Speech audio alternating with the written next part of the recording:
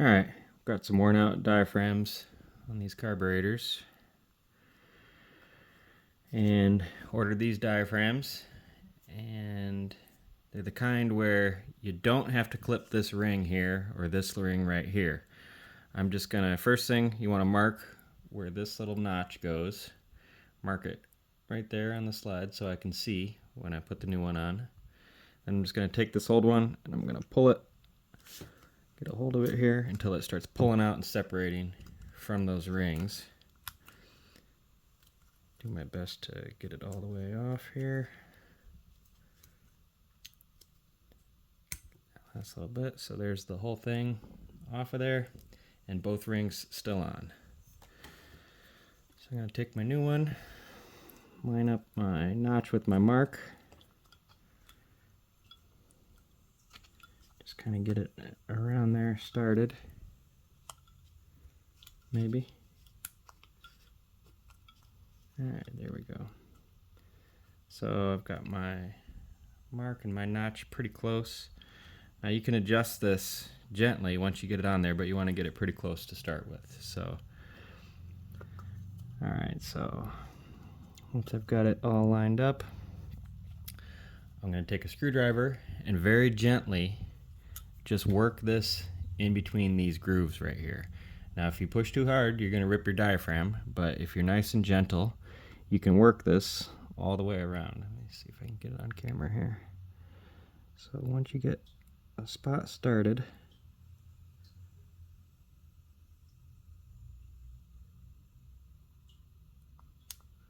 kind of hard to get going here, but there we go. So you can see I got one little spot started. Now I'm just going to walk this all the way around the carburetor until it's all the way installed. Now what you're going to notice is you get all the way around to this other side, you'll see we'll have a big loop sticking out. So we're going to have to kind of adjust this and pull it and tighten it, snug it back down so we don't have a big loop sticking out. You'll see what I mean as we get there. But you can very gently adjust it once it's in between those two plastic grooves.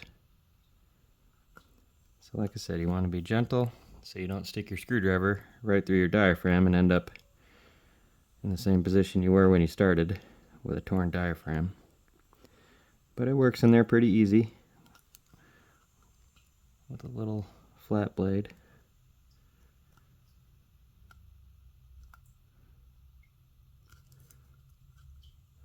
I'll work a little bit on this other side and then just make sure I'm still fairly close to lined up. And you can see it's kind of pulling a little bit to the left. So as we go here, we'll just pull on a little bit, make some little adjustments. Already that's a little bit better. So it slides in there pretty easy. But as you can see, as you start to go, you're going to end up getting around here and then having something like that sticking out the side if you don't pull on this and adjust it as you're going. So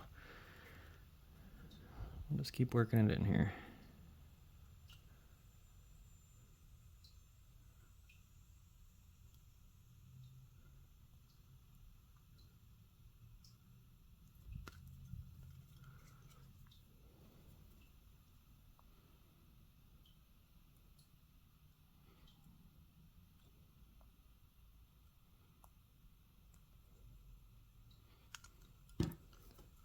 Okay, so I already got a pretty big ring here.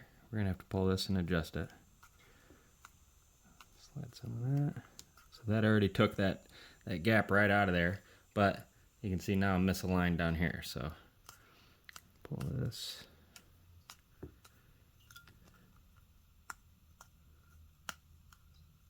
There we go. That's pretty close right there, so now I'll keep working it.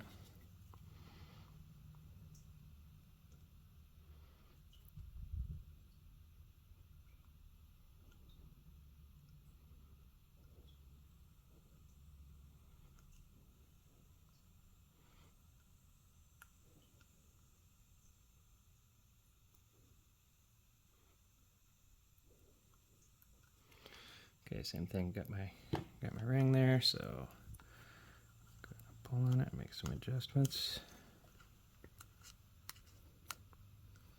There we go, got rid of the gap. So I just got a little bit more to push in.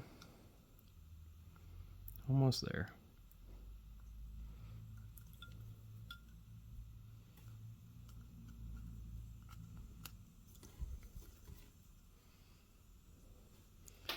You see this last little bit? We're just going to pop that in.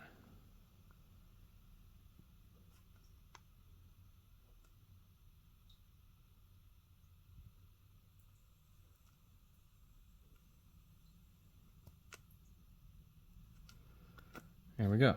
That's all the way in. And look at that, we're pretty lined up. Just kind of snug it around. You can see my mark lined with this. Should be good. And that's how you replace some diaphragms without snipping these rings. It looks just like factory. And it'll work like brand new.